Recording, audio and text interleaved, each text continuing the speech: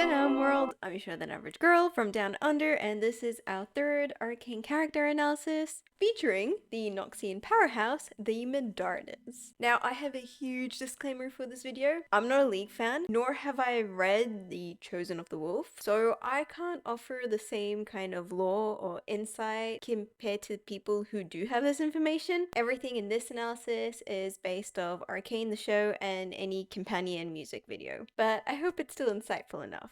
So from what I've gathered, Ambessa and Medarda rose to status as a Noxian warlord through, as she puts it, blood, sweat and tears, but also some unexpected help.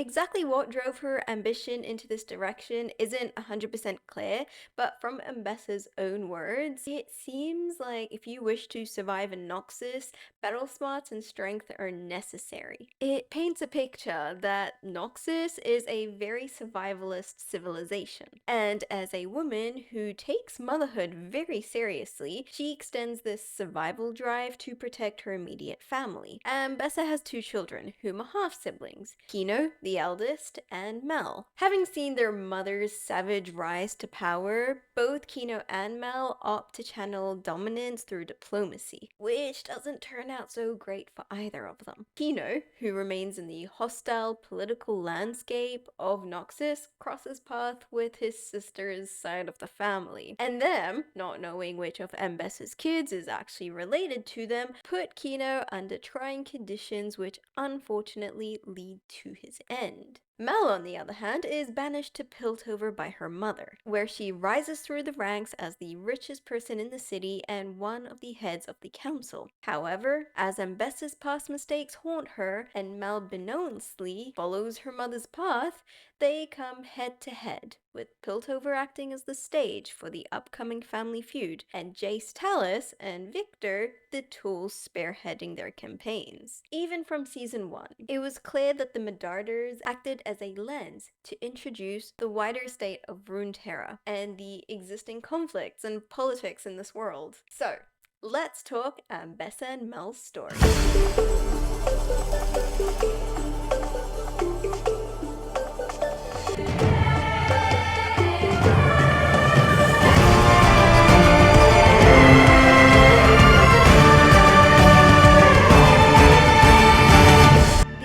We ever see Ambessa Medarda is Hair, a memory of a young girl holding her lamb, which appears to make a more youthful Ambessa cry. The Blood, Sweat and Tears music video provides additional context to Ambessa's words through season 1 and season 2, making us realize that not every word out of her mouth is manipulated truth. If you haven't seen the Blood, Sweat and Tears music video, it's an intersection of 4 significant moments in Ambessa's life. A pregnant Ambessa on a beach, a younger Ambessa holding a lamb, a version of Ambessa in an Oculorium, and pit fighting / rising to power Ambessa. Now, before we analyze this, we have to recall that in season 2, we discover that Ambessa had an affair with a member from the Black Rose, which led to the conception of Mel. An affair driven by love. Yet it's never specified what this love is. Did she love Mel's father, or did he offer her something that she loved? So for now, we can't really say. But the lyrics of Blood, Sweat and Tears hint that Mel was born out of some level of necessity. The parallel lines in the first and second verse suggest that there was some kind of need or survival instinct that bore Mel into this world. But the difference in the verses may suggest that the blade was a consequence of it being used to survive an external threat, whereas the child, Mel, was a consequence of desire being used to allow an inner conflict to settle, the conflict of our ego's need to exist. Ambessa's survivalist approach to life drives all her actions, which this music video hints to having been born out of her young life of conflict that she soloed for a very long time. Young Ambessa longed to protect her little lamb, but eventually she sacrificed it to become a wolf. A decision which weighs heavily on her and makes her feel like a demon, which she 100% is. No beast is more savage than man. Sometimes we confuse maternity for humanity, but complex animals have maternal instincts as well. So, although Ambessa strives towards a life of control and stoicness, she finds herself moving more in an animalistic, indulgent direction. And the line that differentiates the two is one thing: self-control, which Ambessa and Mel have none of. We see that when she makes that sacrifice, she is able to achieve so much success from the side of power, rising to the ranks of a Noxian warlord, a matriarch of House Medarda. However, there is an implication that this sacrifice could have been some kind of deal or exchange with a member from the Black Rose. Whatever this deal was, the Black Rose member was deceptive, given that they're wearing a black kitsune mask, which is often associated with cunning in Japanese mythology. But what does Arcane know about kitsunes, eh? We can see Ambessa's progress in this music video through color psychology. When she's holding the lamb, she's wearing white with blue beads added to her braids. White symbolizes purity, and blue, loyalty. When she gives up the lamb, we no longer see her in white, but black. And then, when she takes the pendant from the masked figure, the blue goes away, replaced with the Medarda red and gold. Personally, I think this tells us a lot about the nature of these actions. In sacrificing the lamb, Ambessa lost her innocence and positive view on the world, opting to adorn colors that reflect her hardened core. As for the lost loyalty, here comes my extrapolation. I think that the lamb turned to the three-headed dog-like pendant and the pregnancy all represent the same thing: Mel.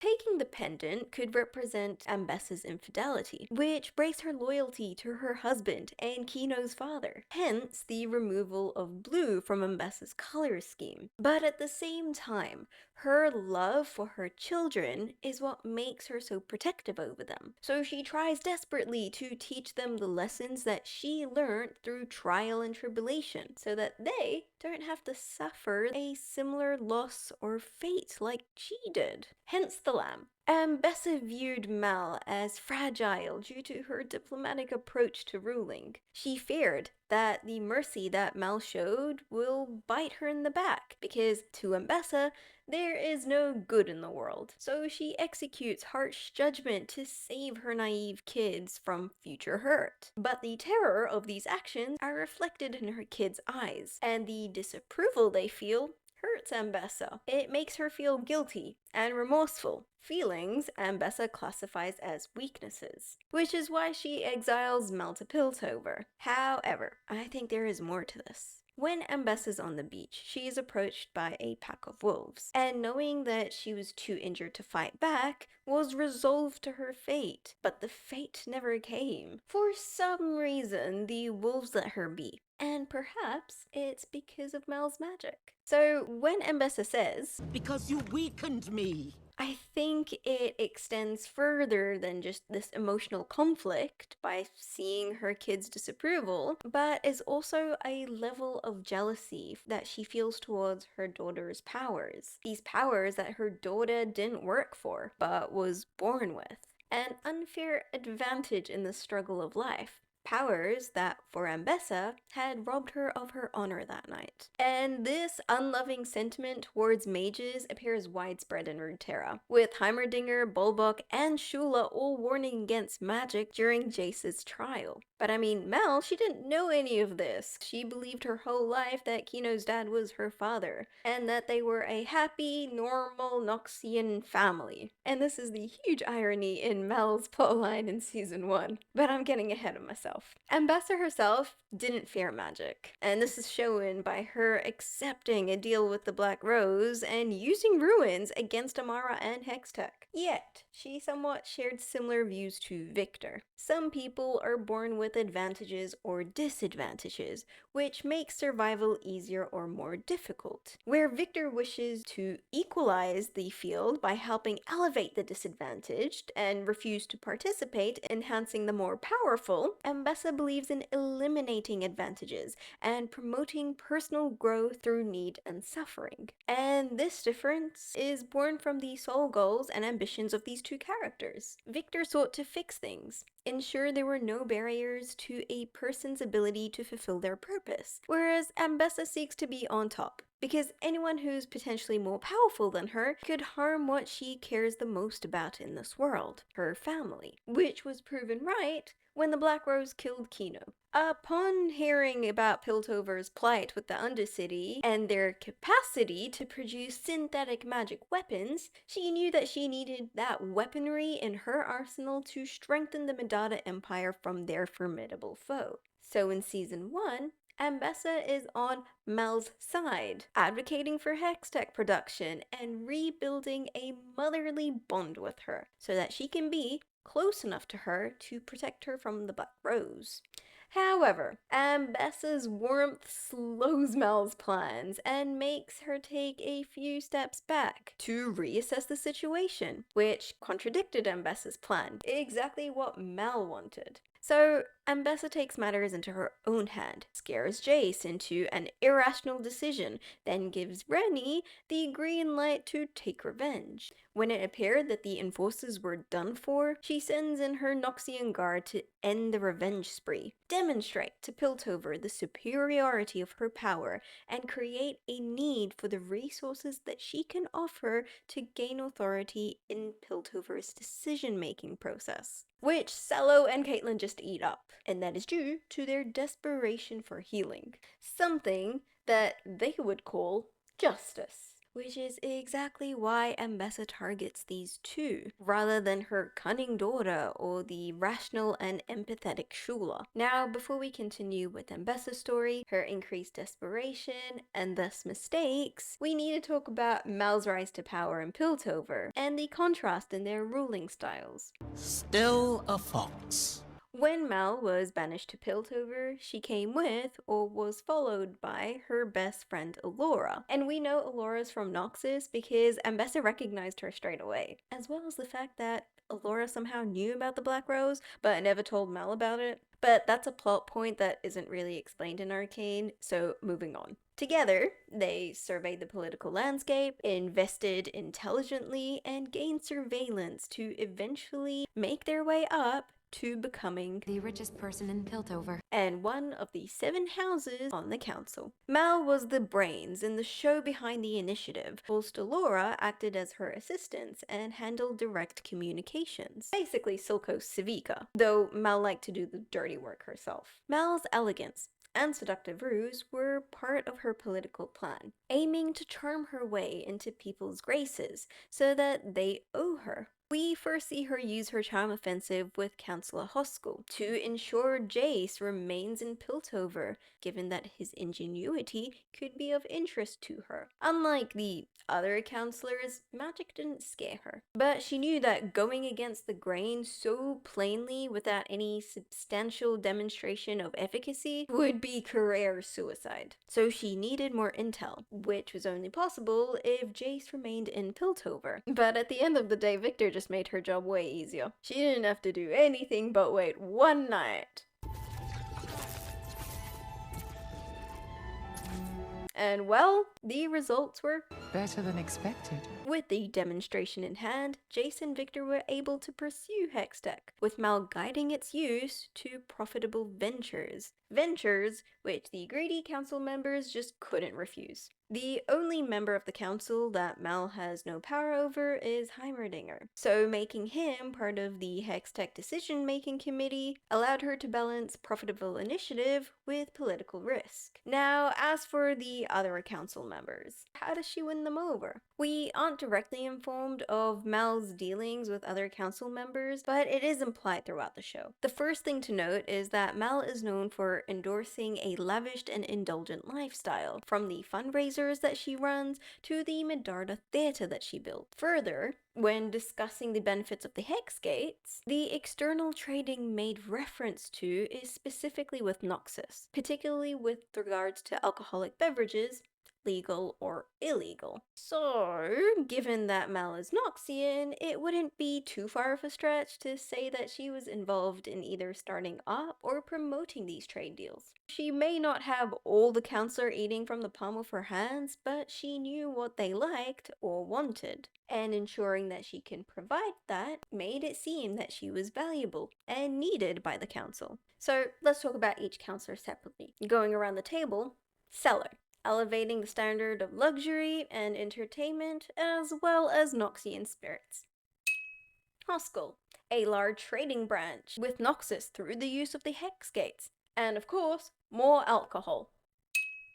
Bulbok and Shula. They appear to be the more rationally inclined counselors. However, Bulbok displays a more spiteful side driven by a level of racism and skepticism developed from his racist past, whilst Shula is shown to be more humane. But in saying that, both care about their personal interests. And so, they appear to be the ones playing politics better than all the other council members. So for Mel, how she packages and sells her ideas really matters when it comes to communicating with these two. And Cassandra? Well, Mel did her a favor by covering her butt in the Jace trial and believing her character statement of him. Opting to side with Cassandra helped mend Cassandra's reputation, which was impacted when discovering that Jace's work that she was funding was illegal and dangerous. Then, when Jace and Victor's research was approved due to Mel's involvement, Cassandra was able to make a lot of herself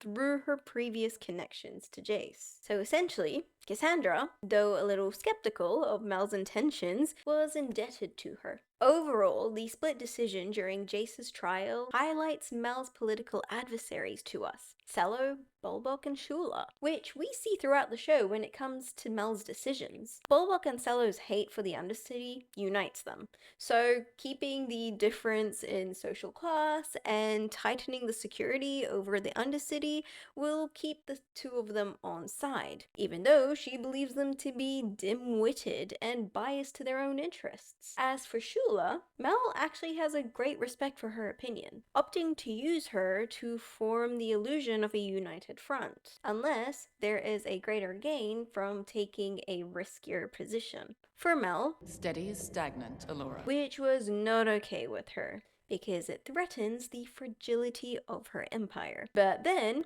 Jace came along. He was the only person she wanted to work on, the only person who coveted the power of the future. The more she's involved now, the more she profits from Hextech's development. And we aren't talking about monetary profit here, but power. But of course, Jace's attentions were divided, and he only came to her if he needed. So, to always be in the loop and a member of the decision-making process, she needs to make sure that she is needed by him. A task which, again, was just handed to her by chance. Mel's prowess at identifying opportunity and seizing it in a cunning manner is what makes her a formidable politician. A skill we later learn is something she was born with. Taking advantage of the council's fear and confusion, she takes Jace under her wing for greater control in Hextech's direction, elevating Jace's status and giving additional responsibilities closely tied with her profession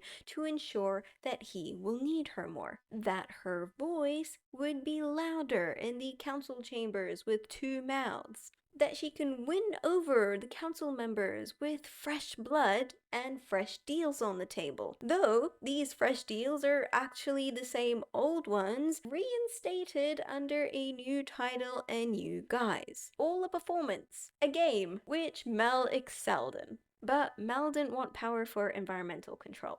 She didn't mind if that power wasn't directly associated to her by name. Being a proxy to it was enough to satiate her power lust. She didn't need power for other people's recognition. She needed it for herself. Mel's desire for power comes from a deep-seated insecurity that she's unworthy of her family's love. Despite her differences with Ambessa's methods, Mel never expected it to fracture their family, because she knew her mother's beliefs on family. Being banished was Mel's trauma, a moment that haunts her. a moment that she can't make sense of. She's resentful and wants to prove that she doesn't need family to make something of herself, despite missing home. That is why she covets power. Self-determination. To prove to herself that her ideas were right, worthy of attention, and that she could do better because of them. This contrasts to Ambessa's need for power. Fear. Initially, Ambessa needed power for her own survival. Then, when she found something else that she wanted to survive, You have no inkling what family is to me. she grew that power to encompass them, created an empire. This empire is what sprouted fears in others, which led to protection of herself, her wealth, and her family. So long as the name Medarda was feared, she could do anything that she wanted. She could act on every need, want, or impulse without a negative repercussion. But if the name Medarda wasn't feared, she wouldn't be able to do that.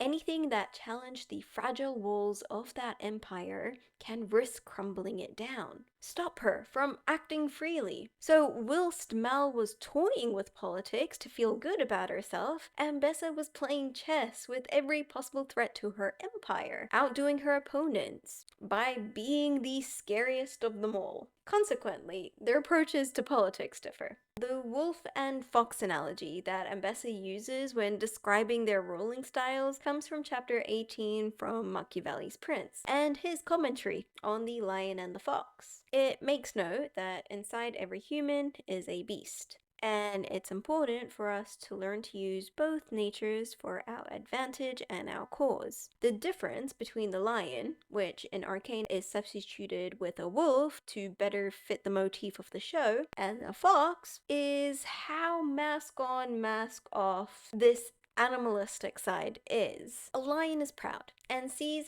hiding their intentions as dishonorable, even if it disadvantages them by exposing the full extent of their power to the enemy. To a lion, that doesn't matter. Their reputation and trust in their power aims to strike fear in their opponent, to dissuade them, or tip the battle advantage to their favor. A fox wears a mask, disguising their animal nature as humanity. Foxes are liars. They're hypocrites, spitting stories in their favor and understanding the traps that exist in their political landscape. For political success, it's important to know when to wield each nature, when to act proud and bold, and when to disguise it. The fox approach allows an individual to maintain their power and grow it through allegiances and false promises, so long as you have a plan as to how you're going to absolve yourself from that promise without it looking like that you're breaking it intentionally. The problem with being a fox is it doesn't hold up when your opponent is a wolf. That is when you need a bloated ego with enough resources in your disposal to do your dirty work for you. Now, although Ambessa claims that Mel is a fox, there are many times outside the finale where we see a feistier side to her, whether it is genuine from her humanity or from the wolf in her. And a detail that I like about the show is how they use Mel's outfits to tell us how much of this animal side is present. More accurately, the ratio of white to black. When Mel is in her normal foxy mode, she adorns a beautiful white dress, yet the collar is black. This highlights the fox mask, the appearance of pure innocence and humanity, with the exception of what's coming out of her throat. Her words. This doesn't mean that everything that Mel says is a lie. It just means that everything she does say serves her and her ambition. This is who Mel is: observant, calculating, deceitful. However, the ratio of black increases during her power displays. For example, the fundraiser where she has zero interest in her attendees, and more so the night she planned on seducing Jace. It's also no accident that the design of the dress is meant to somewhat resemble lingerie, foreshadowing her intentions with him. The first time that we see Mel in almost full black is when she goes to greet her mother, because for her, this was the fight she needed full armor for, to prove her mother wrong. However, underneath there's that little girl who wants her mother's approval and love, hence the strips of white visible underneath the black dress. She then wears a black shawl over a more black than usual dress when talking to Lest, because this was a bolder way of gaining intel than just using Allura, one that comes with greater risk and greater sacrifice. I'd love to promise your safety, but I can't make any assurances. When Mel unlocks her empath powers, she goes into full beast mode. But as she says, "This blood is alien to me." so she chooses to hide it with something familiar: white. Color is a major storytelling tool when it comes to Mel and Ambessa. We've already demonstrated 2 examples of this, but it continues further. In Mel's flashback, she wears similar colors to Ambessa in her younger days, paralleling the similarities in their innocence and loyalty to the house. But Mel's white is off and the blue more purple to represent that they didn't start in the same place. Mel's purity was tainted by seeing her mother's decisions, and her loyalties aren't only to the family, but to the royal Medarda Empire. But unlike Ambessa, who loses these colors along her journey, Mel changes but adorns them always, indicating she never lost vision of her family, or more accurately, the Medarda standard, which could also be why the purple is around her eyes. More significant color symbolism is the Medarda red and gold, because there are 2 other things which are connected to these colors: Noxus and Piltover.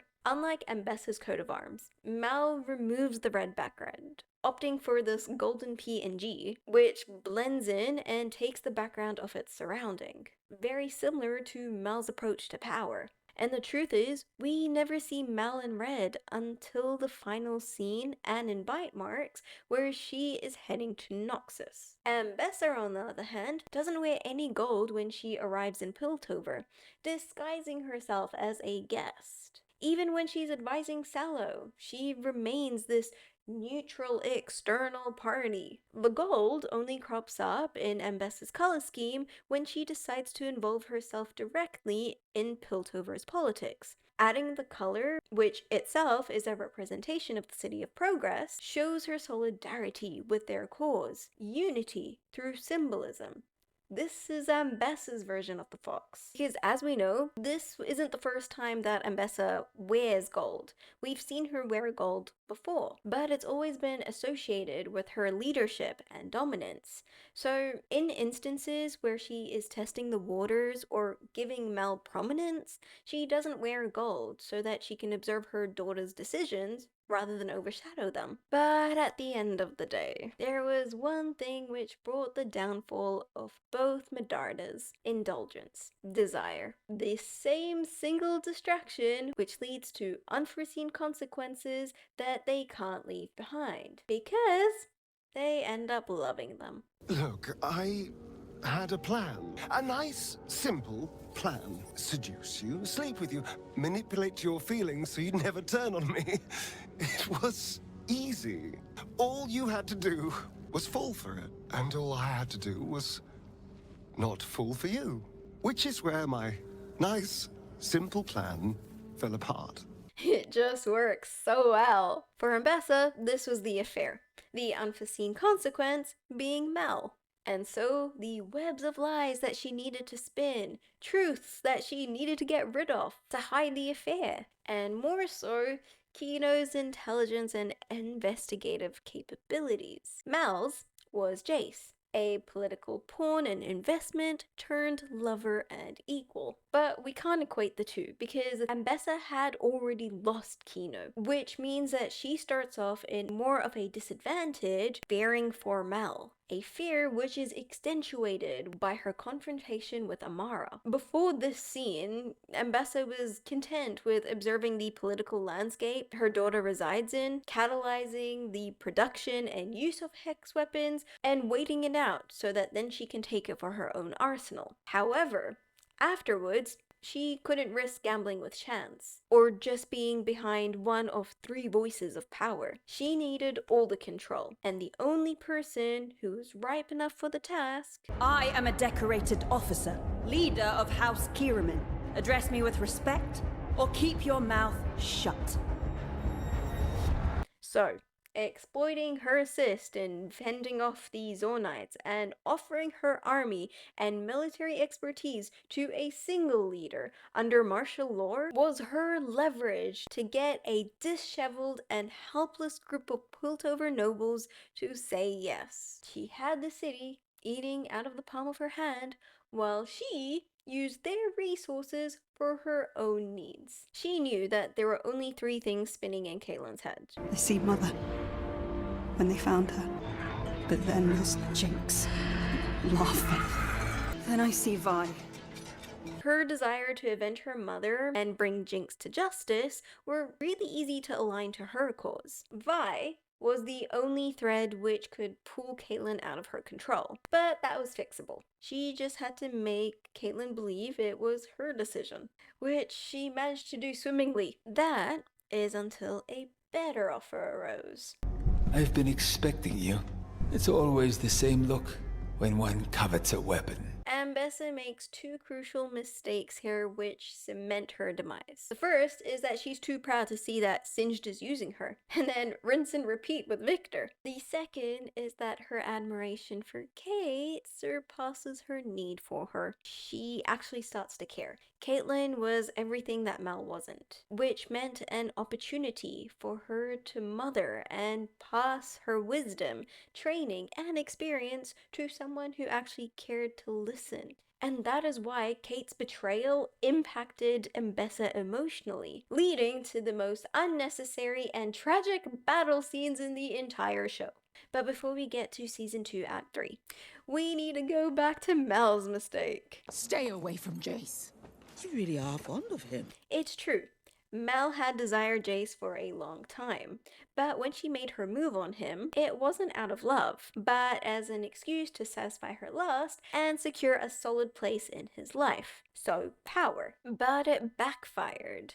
Waking up alone would, of course, make Mel question what went wrong, as well as how much of a grip she had on him. When he comes back with a genuine reason and speaks so openly and innocently, she feels guilty. Guilty for playing him, for dragging someone so kind and innocent into the dirt of politics, and making him care so much about him when she didn't share that back. That is why her first human impulse was to deflect, highlighting her imperfection to let him down slowly, hoping not to hurt him. But when that doesn't work, she shifts the attention entirely away from her, telling Jace to focus on Victor. Despite the deflection working, Jace's heart was a lot more than Mel had intended to chew, so the persistent guilt pushed her to agree with his proposal of expelling Heimerdinger from the council. And once Medarda was all in, so were the rest. Heimerdinger's beautifully articulated speech highlighting the hypocrisy of the entire council, including himself, was the cement to show us, the audience,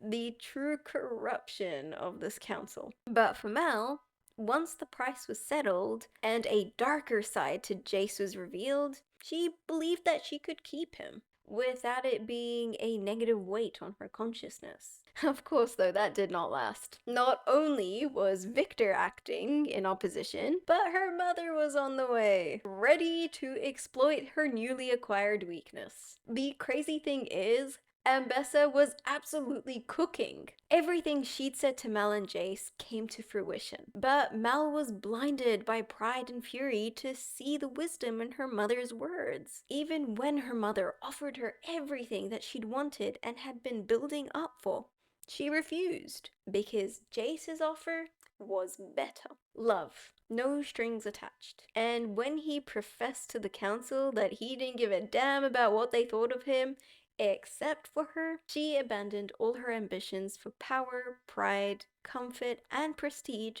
to support his vision. And when everything hits the fan, she continues to support his vision because he mattered to her. Well, that's until he abandons his vision himself, so what the hell? As a side note, that didn't mean that she'd let her mother roam free. She kept tabs on her, allowing her to have fun, but not to step into her territory. This was increasingly so after the 'cause Ambessa was directly involved through Sallow, listening to their every word.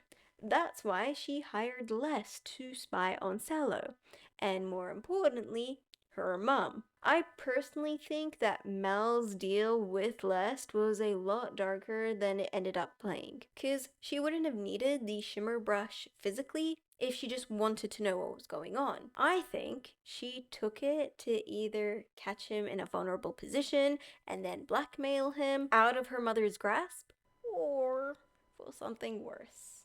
Like, look, we've seen this face before. It's pure guilt. But it didn't amount to anything, because now we get to the funky stuff. I honestly would have enjoyed it if Mel had stayed in Piltover and we're watching the espionage take place between the two Medardas, but instead we get...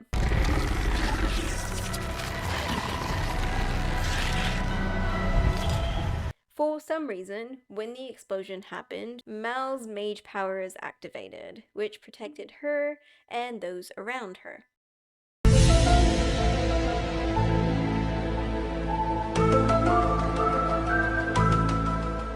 You're the reason.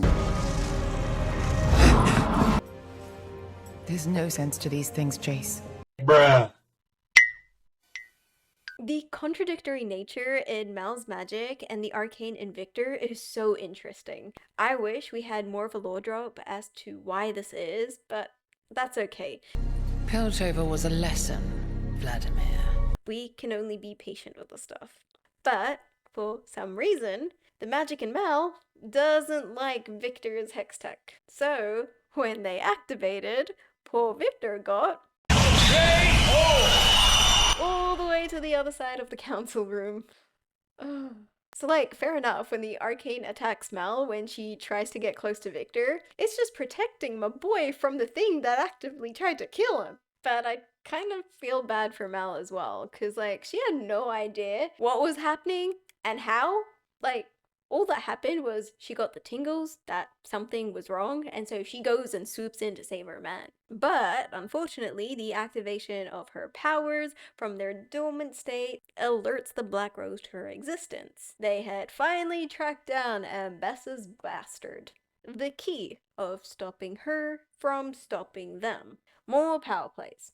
Again, the Medarda plot is only an introduction to the politics of Runeterra at large. So at the moment, the benefits of getting rid of Ambessa is kind of unknown. It could be some kind of like fadey mumbo jumbo that they knew that the finale was going to happen, or it could be something completely different, potentially associated with Mel's birth. But to figure out if Mel was up to the task, and truly who they think she was, they test her. The Oculorum. Similar to Ambessa's experience, LeBlanc uses psychological manipulation as well as some physical feat. For Mel, the psychological torture starts with stripping her of all her luxuries and comforts, taking away her closest confidants, and gaslighting her by taking the form of her brother. But once she solves this psychological puzzle and breaks free from the magic chains by unlocking her full power, LeBlanc needed to make sure Mel will serve the order and get rid of Ambessa. So, she opts for emotional manipulation, bringing Mel to the throne room where she saw her mother behead a foreign princess, a moment that haunts Mel's dreams. She even goes as far as disguising herself as the victim so that she can highlight Ambessa's scheme, and subconsciously associating her side of the story with innocence in Mel's consciousness. Then, she gives Mel the princess's necklace as a welcome gift. Now, Ambessa does say that the girl was a symbol of the old regime, but I don't exactly know whether that means that this foreign princess had magic or not. But regardless if this flashback is connected to this beyond psychological torture, LeBlanc knows what she's doing. So sly, but not enough to fool Mel.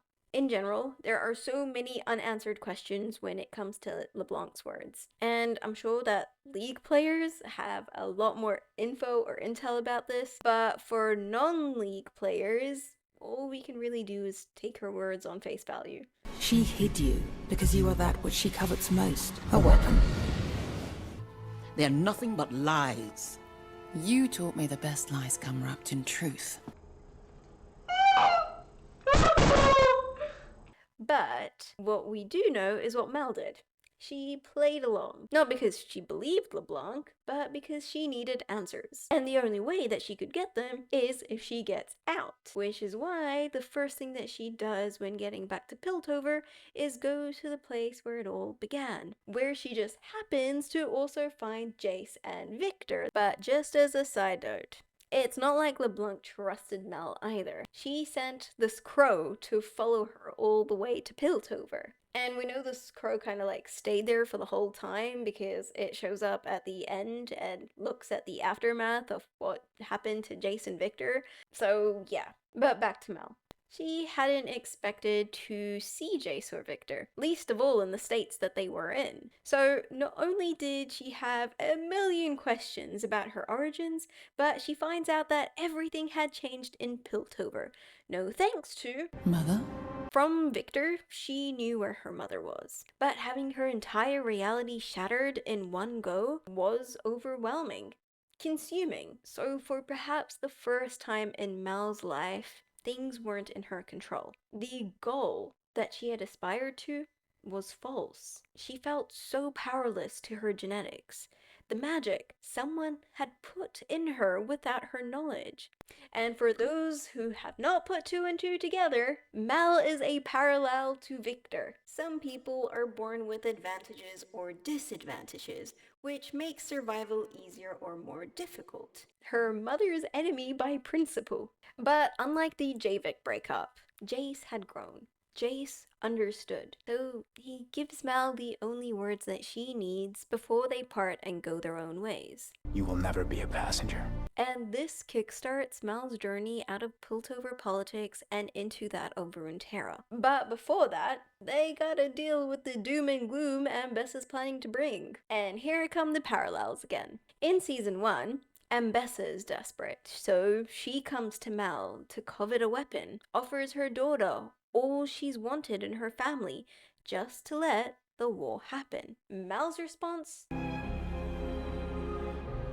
In Season 2, Mel is desperate to save Piltover. She comes to Ambessa as a weapon, a way to avenge her brother, and offers her mother all that she wanted in the family, just to stop the war from happening. Ambessa's response? They both refused the other's deal because they had found someone who could offer them what they desired more. So just like Jace and Victor, it was destined that Mel and Ambessa be fighting on opposite sides of the war. Not because they resented each other, nor because they hated each other, but because they both thought they knew better than the other. They believed they knew how to get rid of the Black Rose. For Ambessa, Mel's plan was too risky. She had already sacrificed her lamb and Kino to them. She wasn't going to let them take Mel too. She needed the greatest weapon she could have to destroy them. Wolf style. At the same time, she wanted to take her daughter back, hence cornering her into a one-on-one, which she deemed easy to win. She just forgot that she had a second daughter now, whom she'd really peeved off and taught way too well. What's up with these Medardas teaching their puppets too much so that they flip the script on them later on? Not Machiavellian at all. Mel, on the other hand, believed in luring the Black Rose and striking them at their weakest point. A fox's plan delivered by a wolf. The only bait she has was her mother. But with her anti-magic charms, or whatever those are, it was difficult to find a window. And again, here comes the unlikely assist. You remember. Shut up and fight! Of course, we'll be talking about Kate's motivations here in her video, but not gonna lie, one of her best moments. When the window is right, Mel brings LeBlanc to the scene and then uncovers her true intentions. She saw her, the true her, a step closer to finding the Black Rose. But that mission came with a sacrifice, her mother. And in that moment, Ambessa understood what Mel had done. Hence her final words, You are the wolf. At the end, both Ambessa and Mel teach us that arrogance can only be upheld with external sacrifices. Gaining power is a selfish endeavor, which serves the purpose of self-preservation or self-determination. The opposite to that is giving power, which is what Victor and Jace do, and the reasons why the two of them were exploited by Mel and Ambessa, or at least they tried to exploit them. Even though Mel and Ambessa's objectives for power switched between Season 1 and Season 2, they still retained the need for it. They served as a great introduction to the key motivations for power and the methods it is used and wielded with. But their story is far from complete. Personally, I find the Medarda plotline the least satisfying one in Arcane. That goes for both seasons, and that's because as an audience, you know that there is so much more happening outside Piltover that you're not privy to. And I guess that is why The Chosen of the Wolf was written, and there is a potential Noxus-centered series in the works. But the true victim of the Medarda family feud is Kino. If you guys haven't seen any of my previous videos, you'd know that I despise these two characters. So I really hope that my emotions didn't come through in this video and that I was able to provide a somewhat objective review. I really like their looks and abilities, but it's just their personalities, I can't. But yeah, that is the last video on our Pilty trio, which means our next video is going to be about Jinx. But before we get to that, we're going to have a non-arcane analysis. So I hope to catch you on either one. See you next time.